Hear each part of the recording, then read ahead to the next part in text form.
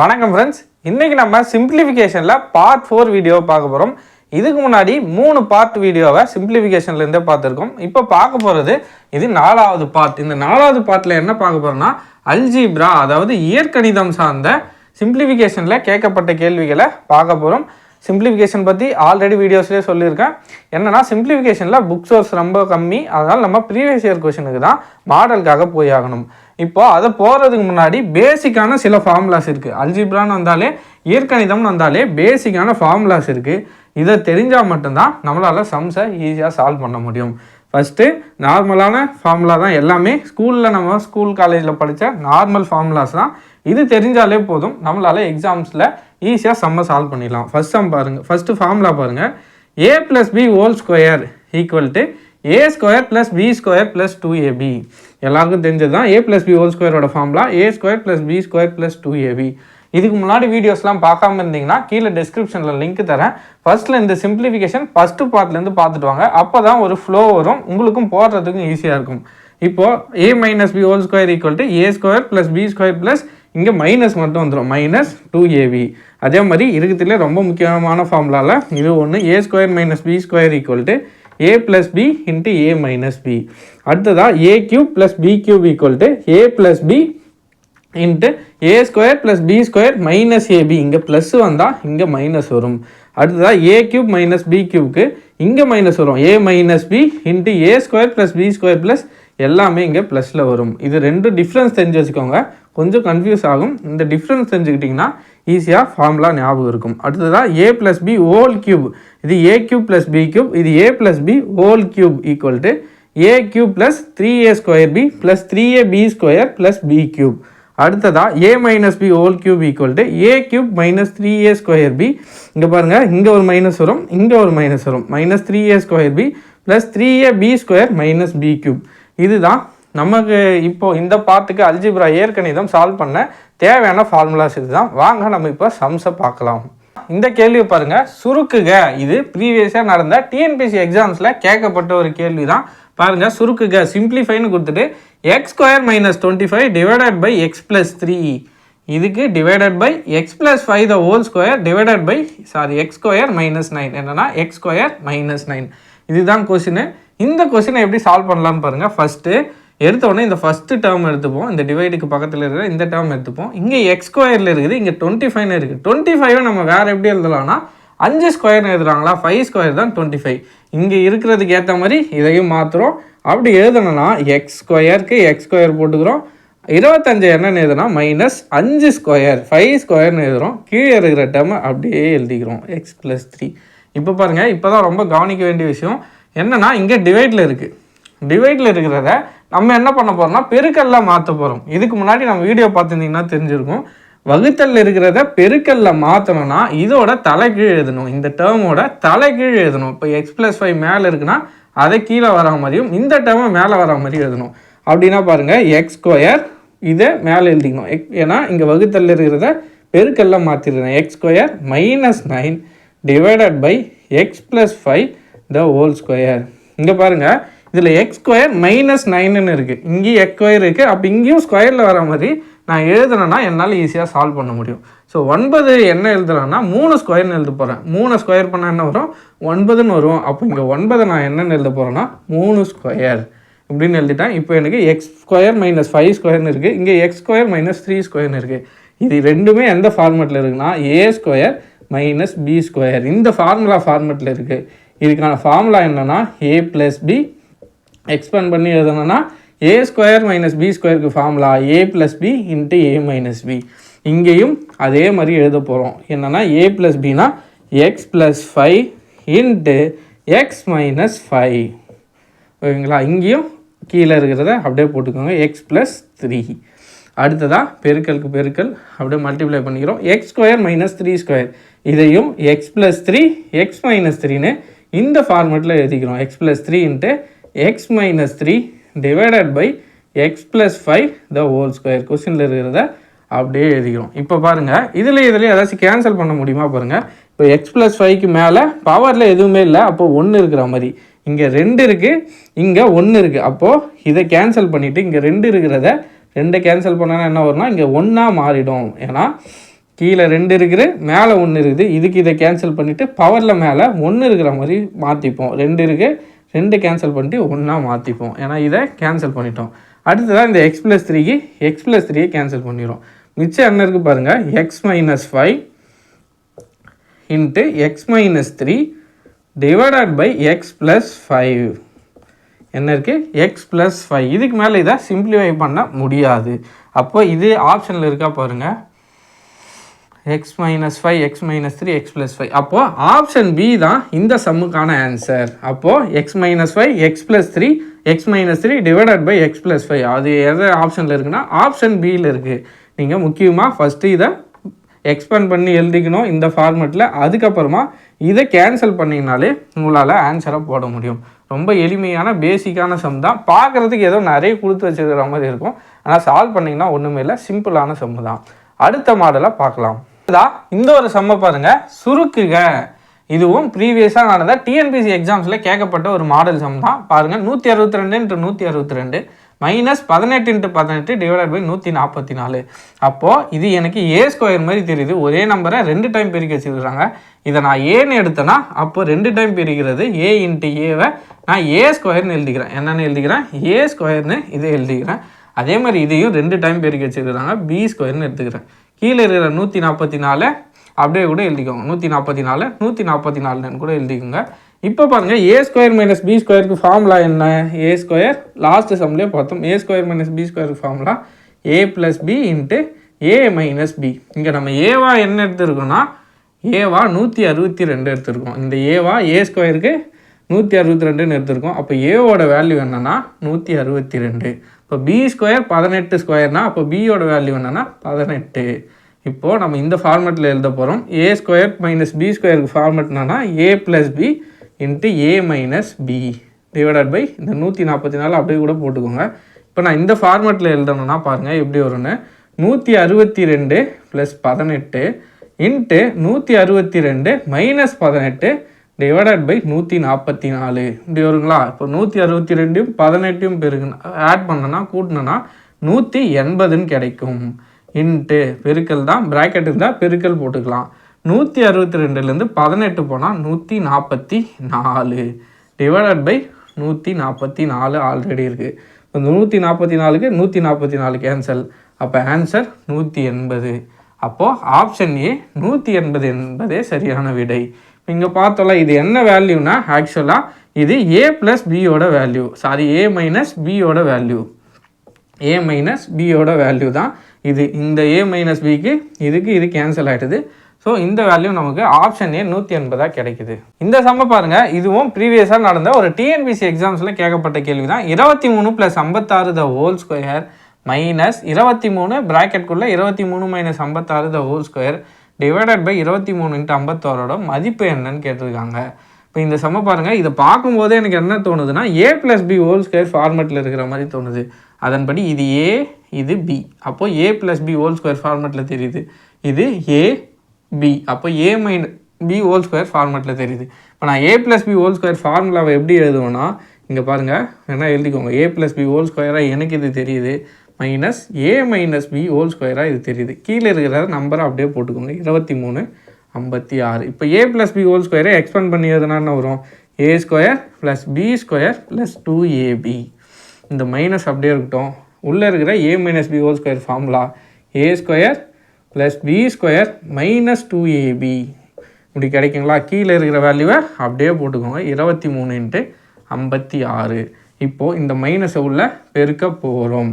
இருக்கிற வேல்யூ இது அப்படியே எழுதிக்கோங்க, a² + b² + 2ab minus a², இது உள்ளே மல்டிப்ளை பண்ணால் மைனஸ் இங்கே வந்துடும், ப்ளஸ் இன்ட்டு மைனஸ் இங்கேயும் மைனஸ் ஆகிடும், -b². இங்கே பாருங்கள், இங்கே மைனஸ், இங்கே minus, minus into minus plus 2ab divided by 23 × 56 அப்படியே போட்டுக்கோங்க. இப்போ பாருங்கள், -a²க்கு +a² கேன்சல், +b²க்கு -b² கேன்சல். மிச்சம் இருக்கிறது இங்கே ஒரு 2ab, இங்கே ஒரு 2ab, மொத்தமாக இங்கே ஒரு 2ab, இங்கே ஒரு 2ab, மொத்தமாக சேர்த்தனா 4ab இருக்குது.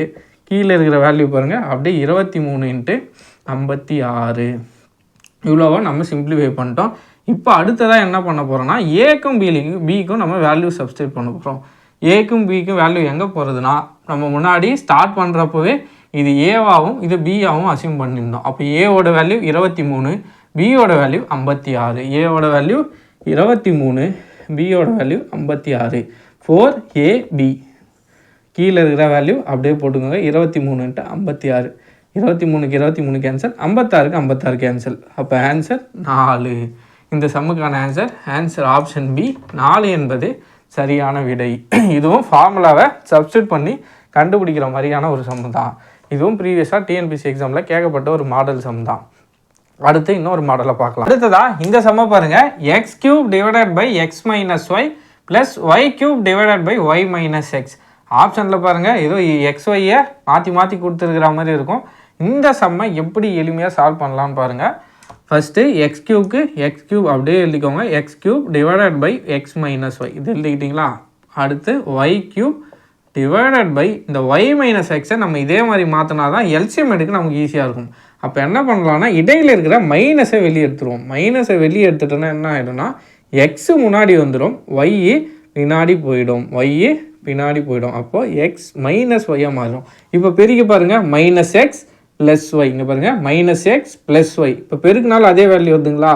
உங்களுக்கு சப்போஸ் டவுட்டாக இருந்தால் என்ன பண்ணோன்னா இப்படி மாற்றி எழுதிட்டு ஒரு டைம் நீங்கள் கிராஸ் செக் பண்ணிக்கோங்க. -x -x +y கரெக்டாக வருதுங்களா? அப்போ நம்ம மைனஸை வெளியே எடுத்துறது கரெக்டு தான். இப்போ இந்த மைனஸ் என்ன பண்ணுறது நிறைய பேருக்கு டவுட் வரும். ஒன்றும் இல்லை, இந்த மைனஸை இடையில் இங்கே மல்டிப்ளை பண்ணிக்கணும். இங்கே மல்டிப்ளை பண்ணனா என்ன வரும்னா x³ + x - y. இந்த மைனஸ் இங்கே போயிடும், ப்ளஸ் இன்ட்டு மைனஸ் ஆகிடும், -y³. அதுவே இங்கே மைனஸ் இருந்துச்சுன்னா மைனஸ் இன்ட்டு மைனஸ் இங்கே ப்ளஸ் ஆகிடும். இங்கே ப்ளஸ் இருக்கிறதால மைனஸ் இன்ட்டு ப்ளஸ் மைனஸ் ஆகிடுச்சு. டிவைடட் பை இருக்கிற வேல்யூ x - y. இப்போ பாருங்கள், பேஸ் ரெண்டும் சமமாகிடுச்சு. அடிமானங்கள் ரெண்டும் பேஸ் 2 ஈக்குவல் ஆகிடுச்சு. அப்போ என்ன பண்ண போகிறோன்னா நம்ம மைனஸ் இங்கே போட்டுப்போம். பேஸ் 2 ஈக்குவல் ஆகிடுச்சு. இப்போ நமக்கு எல்சிஎம் எடுக்கிறதுக்கு ஈஸி. பேசிக்கான எல்சிஎம் ரெண்டுத்துக்கும் சேர்த்த மாதிரி x - yன்னு போயிட்டோம். மேலே பாருங்கள், x³ இடையில் என்ன சிம்பிள் இருக்குது? -y³. இங்கே தான் நமக்கு a³ - b³ ஃபார்முலா யூஸ் ஆகும். a³ - b³ ஸ்டார்டிங்கில் படித்த a³ - b³ ஃபார்முலா என்னென்னா a - b × a² + ab + b². இதுதான் a - b ஹோல் ஸ்கொயருக்கான ஃபார்முலா. இப்போ நம்ம இதை என்னென்னு எடுத்துக்க போகிறோம்னா xyன்னு கொடுத்துருக்கிறதால x - y இந்த ஃபார்மேட்டில் எழுதிக்கலாம். அப்படியே எழுதிக்கோங்க. அடுத்த ஸ்டெப்பு a இருக்கிற இடத்துல xனும் b இருக்கிற இடத்துல yனும் சப்ஸ்டியூட் பண்ண போகிறோம். அதுபடி எதுனா x - y × a² x² + ab xy + b² y² divided by x - y. அப்போது x - y அப்படியே போட்டுக்கோங்க. இதை a³ - b³ ஃபார்முலாவில் மாற்றி a = xனும் பியை ஒய்ன்னு எடுத்திருக்கேன். இப்போ பாருங்கள், x - yக்கு இந்த x - y கேன்சல். மிச்சம் என்ன இருக்குது? x² + xy + y². இதுதான் இந்த சம்முக்கான ஆன்சர். இது ஆப்ஷனில் எங்கே இருக்குதுன்னு பார்த்தோன்னா ஃபஸ்ட்டு ஆப்ஷன்லேயே இருக்குது. ஃபஸ்ட் ஆப்ஷன்லேயே a = x² + xy + y². பாருங்கள், இந்த சம்மை ஈஸியாக சால்வ் பண்ணிட்டோம். ஒன்றுமே இல்லை, நம்ம ஃபார்முலா தெரிஞ்சாலே போதும். இந்த மைனஸை வெளியெடுத்து இங்கே இந்த மைனஸ் கூட ப்ளஸ் கூட இதை பெருக்கணும்னு தெரிஞ்சால் போதும். இந்த சம்மை ஈஸியாக சால்வ் பண்ணிடலாம். மேக்ஸை பொறுத்த வரைக்கும் சின்ன நுணுக்கங்கள் தான் இருக்கும். அந்த நுணுக்கத்தை நீங்கள் ப்ராக்டிஸ் பண்ணி கற்றுக்கிட்டிங்கன்னா உங்களால் எந்த சம்மு கொடுத்தாலும் போட முடியும். இப்படி இந்த மாடல் சம்மு கொடுத்தா தான் இல்லை, எந்த மாடல் சம் கேட்டாலும் உங்களால் எளிமையாக போட முடியும். மேக்ஸை பொறுத்த வரைக்கும் நிறைய ஷார்ட்கட்டை நோக்கி போகாதீங்க. முடிஞ்ச அளவுக்கு நார்மலாக போட கற்றுக்கோங்க. அப்படி போட்டு நீங்கள் ப்ராக்டிஸ் பண்ணிட்டீங்கன்னா 4 ஸ்டெப்பு போடுற சம்மை 2 ஸ்டெப்லேயே உங்களால் ஈஸியாக போட முடியும். இப்போது நானாக இந்த சம்மை போட்டேன்னா 2 ஸ்டெப்பில் என்னால் ஆன்சர் போட முடியும். அது மாதிரி நீங்கள் ப்ராக்டிஸ் பண்ணிகிட்டே இருந்தீங்கன்னா உங்களாலையும் இந்த சம்மை 2 ஸ்டெப்பில் ஆன்சர் போட முடியும். நிறைய பேர் மேக்ஸ் வரலன்னு கஷ்டப்படுறீங்க. ப்ராக்டிஸ் பண்ணுங்கள். முடிஞ்ச அளவுக்கு டெய்லி ஒரு 5 சம்மாச்சு மேக்ஸில் சால்வ் பண்ணி பாருங்கள். இப்போ ரீசனிங்க்கு அதிக முக்கியத்துவம் கொடுத்துருக்காங்க. டிஎன்பிசி எக்ஸாமில் 10 கொஷின் கிட்ட ரீசனிங்கில் வரும்னு சொல்லியிருக்காங்க. ஸோ நீங்கள் என்ன பண்ணணும்னா ரீசனிங் சார்ந்த ப்ரீவியஸ் இயர் கொஷின் நமக்கு எந்த புக் சோர்ஸையும் தேடி அலைய தேவையில்லை. ப்ரீவியஸ் இயர் கொஷின் நிறைய இருக்குது. கிட்டத்தட்ட இப்போ பார்த்தோன்னா ஒரு 2022 ஒரு 2 வருஷம் கொஸ்டின் பேப்பர் கூட எடுத்து போட்டு பாருங்கள். நிறைய ரீசனிங் சம் இருக்கும். ஒரு எக்ஸாமில் 5 கொஸ்டின் கேட்டிருந்தா கூட வச்சுக்கோங்க, ஒரு வருஷத்தில் 10 எக்ஸாமுக்கு மேலே நடக்குது டிஎன்பிசிலேயே. அப்போது ஒரு வருஷத்துக்கே 50 சம் இருக்குது. 3-4 வருஷத்துக்கு பார்த்தீங்கன்னா 200-300 சம்மு கிட்ட ரீசனிங்லேயே இருக்குது. நீங்கள் என்ன பண்ணணும்னா ஒரு நாளைக்கு ஒரு கொஸ்டின் பேப்பர் எடுத்து அதில் இருக்கிற ரீசனிங் சம்மை ப்ராக்டிஸ் பண்ணிகிட்டே வந்தீங்கன்னா உங்களுக்கு லாஸ்ட் டைமில் எக்ஸாம் டைமில் நீங்கள் கஷ்டப்பட்டு ரீசனிங் ப்ரிப்பேர் பண்ண வேண்டிய அவசியம் இல்லை. எக்ஸாம்லேயும் பதட்டம் இல்லாமல் ஆன்சரை போட்டு வரலாம். அடுத்ததாக இன்னொரு மாடல் சம்மை பார்க்கலாம். இந்த ஒரு சம்மை பாருங்கள். சுருக்குகன்னு கொடுத்துட்டு x³ / x - 2 + 8 / 2 - x. லாஸ்ட் ஒரு சம்மு போட்டலாம், அதே மாதிரியான சம் தான். இந்த கொஸ்டினை நீங்கள் போட்டு கமெண்ட்டில் ஆன்சர் பண்ணுங்கள். இந்த சம்முக்கான ஆன்சர் என்னென்னு கமெண்ட்டில் ஆன்சர் பண்ணுங்கள். அதே இதுக்கு முன்னாடி என்ன பண்ணுமோ அதே மாதிரி தான் பண்ண போகிறோம். பண்ணிவிட்டு 4 ஆப்ஷன் இருக்குது. இந்த 4 ஆப்ஷனில் எதுன்னு கமெண்ட் பண்ணுங்கள். ஏவா, பியா, சியா, டியான்னு கூட கமெண்ட் பண்ணுங்கள். அடுத்ததாக இந்த ஒரு மாடல் சம்மை பாருங்கள். இதுவும் ப்ரீவியஸாக ஒரு டிஎன்பிசி எக்ஸாம்ஸில் கேட்கப்பட்ட கேள்வி தான். 9.6 × 9.6 × 9 நம்பரை 3 டைம் பெருக்கி வச்சுருக்காங்க. பாருங்கள் 9.6 9.6 9.6 3 டைம் பெருக்கி வைக்கிறாங்களா. அப்போது இந்த 9.6ஐ நான் ஏன்னு வச்சுக்கிறேன். என்னென்னு வச்சுக்கிறேன்னா ஏன்னு வச்சுக்கிறேன். அப்போது இதை என்னென்னு எடுத்துக்கலான்னா 3 டைம் பெருக்கிருக்கிறாங்க. அதனால் நான் இதை A³ அதாவது A × A × ஏன்னு இருக்குது. நான் என்ன பண்ண போகிறேன், இதை A³ வச்சுக்க போகிறேன். இந்த 9.6ஐ A³ வச்சுக்க போகிறேன். 9.6 × 9.6 × 9.6ஐ A³ வச்சுக்க போகிறேன். அதே மாதிரி நான் பியா எதை எடுத்துக்க போகிறேன்னா 5.4ஐ பியா எடுத்துக்க போகிறேன். பாருங்கள் இதையும் 3 டைம் பெருக்கி வச்சுருக்கிறாங்க. அப்போது இதை நான் B³ எழுதிக்கிறேன். ஏவோட வேல்யூ 9.6ன்னு எடுத்துக்கிறேன். பியோட வேல்யூ 5.4ன்னு எடுத்துக்கிறேன். கீழே பாருங்கள் 2 டைம் 9.6 எழுதிருக்கிறாங்க. அப்போது இதை ஏன்னு வச்சுன்னா 2 டைம் பெருக்கிருக்கிறாங்க. அப்போது A².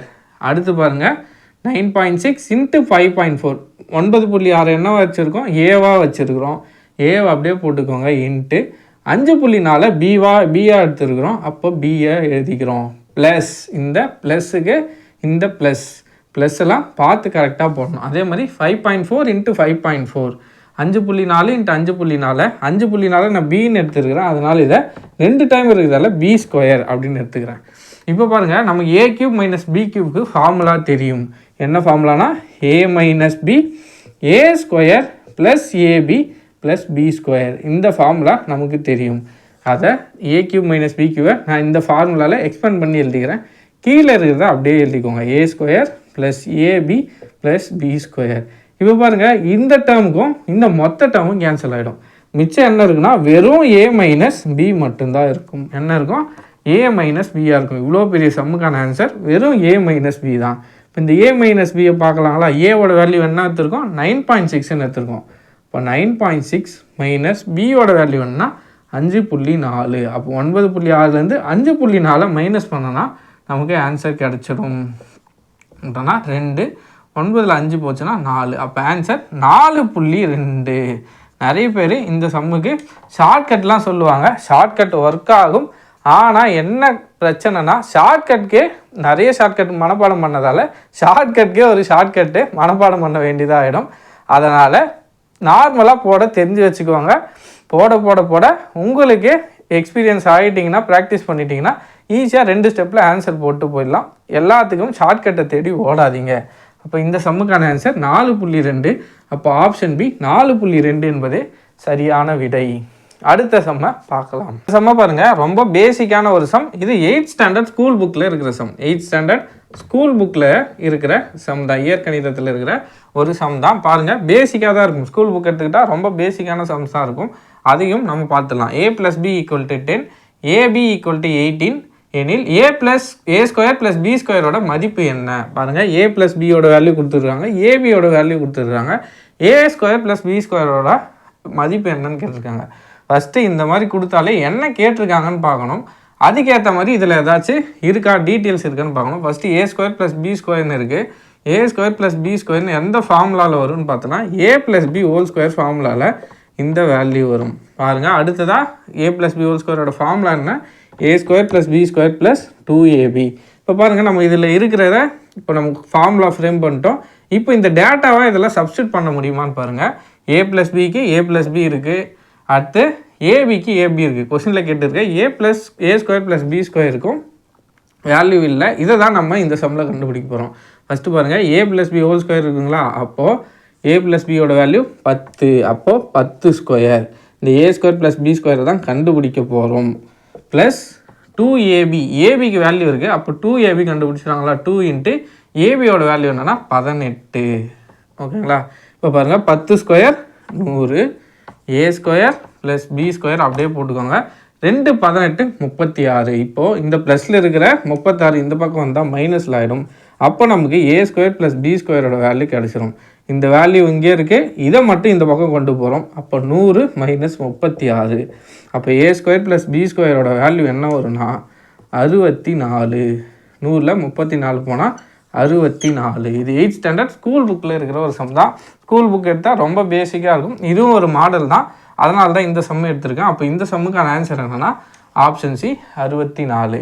கொஸ்டினில் என்ன கொடுத்துருக்காங்கன்னு பாருங்கள், அதுக்கேற்ற மாதிரி ஃபார்முலா ஏதாச்சும் வருமானு பாருங்கள்.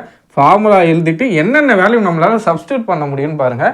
செம்ம ஈஸியாக சால்வ் பண்ணலாம். இதுதான் ஒரு செம்மை சால்வ் பண்ணுறதுக்கான மெத்தட். டேட்டாவை பார்க்கணும், ஃபார்முலா ஃப்ரேம் பண்ணணும், அது என்னென்ன டேட்டா நம்மக்கிட்ட இருக்குதுன்னு பார்க்கணும், எதை கண்டுபிடிக்கணும்னு தெரிஞ்சு சால்வ் பண்ணிங்கன்னா எந்த செம்மாக இருந்தாலும் ஆன்சர் வந்துடும். அடுத்ததாக இந்த செம்மை பாருங்கள், 1 + 1 டிவைடட் பையில் போட்டு டிவைடடில் நிறைய நம்பர் கொடுத்துருக்காங்க. இதோட மதிப்பு என்னன்னு கேட்டிருக்காங்க. ஆப்ஷனை பார்த்தா எல்லாமே ஃப்ராக்ஷனில் இருக்குது, அதாவது பையில் இருக்குது. இந்த சம்மை எப்படி சால்வ் பண்ணலான்னு பார்க்கலாம். ஃபஸ்ட்டு பாருங்கள், எடுத்த உடனே நம்ம மேலேருந்து போகக்கூடாது. இந்த மாதிரி சம் வந்தால் நம்ம கீழேருந்து தான் மேலே போகணும். ஃபஸ்ட்டு பாருங்கள், இந்த ஒரே டேர்ம் எடுத்துக்கோங்க. இது கலப்பு பின்னத்தில் இருக்குங்களா, இதை என்ன பண்ணோம், கிராஸ் மல்டிப்ளை பண்ணுங்கள். என்னென்னா இதை இங்கே மல்டிப்ளை பண்ணிங்கன்னா என்னென்னா 9 1 9, 9 + 1 10/9 என்ன ஆயிடும்னா 10/9 ஆகிடும். இப்போ பாருங்கள், இந்த டேர்ம் நம்ம இந்த டேர்ம் மட்டும்தான் எடுத்துருக்குறோம். இந்த டேர்ம் பாருங்கள் 9 1 9 + 1 10, 10/9 மாறிடுச்சு. என்ன ஆகிடுச்சு, 10/9 ஆகிடுச்சு. இப்போ பாருங்கள், மேலே இருக்கிற 1 அப்படியே போட்டுக்கோங்க. மேலே என்ன இருக்குன்னா 1 டிவைடட் பையில் இருக்குது, பக்கத்தில் இருக்கிற நம்பரே அப்படியே போட்டுக்கோங்க. இந்த மாதிரி செம்ம ஸ்டெப் பை ஸ்டெப்பாக சால்வ் பண்ணிங்கன்னா தான் ஈஸியாக சால்வ் ஆகும். இப்போ பாருங்கள், இப்போது இது வந்து பின்னத்தில் இருக்குது, இந்த நம்பர் வந்து பின்னத்தில் இருக்குது. நம்ம இப்போ இதை என்ன பண்ண போகிறோம்னா அடுத்த ஸ்டெப்பில் இந்த 9 மேலே எடுத்துகிட்டு போயிட போகிறோம். ஏன்னா இது பின்னத்துக்கே டிவைடில் 10 இருக்குது, அதுக்கு கீழே ஒரு டிவைடில் இந்த நம்பர் இருக்குது. என்ன பண்ண போகிறோன்னா இந்த நம்பரை அழிச்சிட்டு இந்த நம்பரை மேலே போட்டுக்க போகிறோம். சப்போஸ் இங்கே 2 இருந்தால் 2 கூட இந்த 9 பெருக்கி இங்கே போட்டுக்கோங்க. இப்போ பாருங்கள், இந்த ஸ்டெப்பை கவர் பண்ணியிருக்கிறோம். என்னென்னா இந்த ஸ்டெப்பை கவர் பண்ணியிருக்கிறோம். இப்போ பாருங்கள், போன வாட்டி பண்ண மாதிரியே அதே மாதிரி 1 10 10, 10 + 9 19. என்ன ஆகிடுச்சுன்னா அடுத்த ஸ்டெப்பு போடுங்க, 19 டிவைடட் பை 10. இப்போ இந்த மொத்த ஸ்டெப்போட வேல்யூ என்னென்னா 19/10 நமக்கு கிடச்சிருக்கு. இப்போ பாருங்கள், இதுக்கு முன்னாடி போட்ட மாதிரியே மேலே இருக்கிற 1 அப்படியே போட்டுக்கோங்க. 1 அப்படியே போட்டுக்கோங்க. இருக்கிற 1 ப்ளஸ் இருக்குது, கலப்பு பின்னத்தில் எழுதுகிற மாதிரி இங்கே எழுதிக்கோங்க. அப்போது இந்த டேர்ம் எழுதியாச்சு, 1 எழுதியாச்சு, 1 எழுதியாச்சு, இங்கே 19/10 எழுதிட்டோம். இப்போது லாஸ்ட் டைம் பண்ண மாதிரி இந்த 10 மேலே எடுத்துகிட்டு போயிடுங்க. என்ன பண்ண போகிறோம், இந்த 10 மேலே எடுத்துகிட்டு போயிட போகிறோம். 1 + இந்த 10 மேலே போயிடுச்சு, டிவைடட் பை 19. இப்போ பாருங்கள், இதுதான் ஃபைனல் ஸ்டெப். லாஸ்ட்டாக முன்னாடியே பண்ண மாதிரி 19 1 கூட பெருக்கி இதை கூட்ட போகிறோம். ஒரு 19 19, 19 + 10 29. அப்போது 29 கீழே 19. இந்த சம்முக்கான ஆன்சர் 29/19. இப்படி ஸ்டெப் பை ஸ்டெப்பாக நீங்கள் சால்வ் பண்ணிகிட்டே போனீங்கன்னா இதில் எவ்வளோ பெரிய சம்மு கொடுத்தாலும் உங்களால் ஈஸியாக சால்வ் பண்ண முடியும். ப்ராக்டிஸ் பண்ணுங்கள். ப்ராக்டிஸ் பண்ணால் எளிமையாக உங்களால் இந்த சம்ஸ்லாம் சால்வ் பண்ண முடியும். ஸ்டெப் பை ஸ்டெப்பாக ஒரு ஸ்டெப்பாக இந்த மாதிரி 4 5 கொடுத்தா கூட உங்களால் ஈஸியாக சால்வ் பண்ண முடியும். ஷார்ட்கட்னு திரும்பவும் சொல்கிறேன், ஷார்ட்கட்டை நோக்கி ஓடாதீங்க. ப்ராக்டிஸ் பண்ணுங்கள். எந்த சம்மாக இருந்தாலும் நார்மல் மெத்தடில் போட ட்ரை பண்ணுங்கள், உங்களால் கண்டிப்பாக போட முடியும். ஸோ ப்ராக்டிஸ் பண்ணுங்கள். அவ்வளோதான் ஃப்ரெண்ட்ஸ். இப்போது இந்த சிம்பிளிஃபிகேஷன் பார்ட் 4ல் நம்ம அல்ஜிப்ராவில் இருக்கிற எல்லா மாடல்ஸும் ப்ரீவியஸாக எக்ஸாம்ஸில் கேட்கப்பட்ட மேக்ஸிமம் எல்லா மாடல்ஸும் கவர் பண்ணிட்டோம். இதோடு இந்த வீடியோ முடிஞ்சிடும்னு பார்த்தேன். ஆனால் ஈக்குவேஷன்ஸ் சார்ந்த சிம்பிளிஃபிகேஷன் சம்ஸ் இருக்குது. அடுத்த பார்ட்டில் பார்ட் 5ல் சிம்பிளிஃபிகேஷனில் ஈக்குவேஷன் சார்ந்த சம்ஸ்களை பார்ப்போம். அவ்வளோதான் ஃப்ரெண்ட்ஸ், இந்த பார்ட் 4 வீடியோ அவ்வளோதான். அடுத்த வீடியோவில் சந்திப்போம். நன்றி.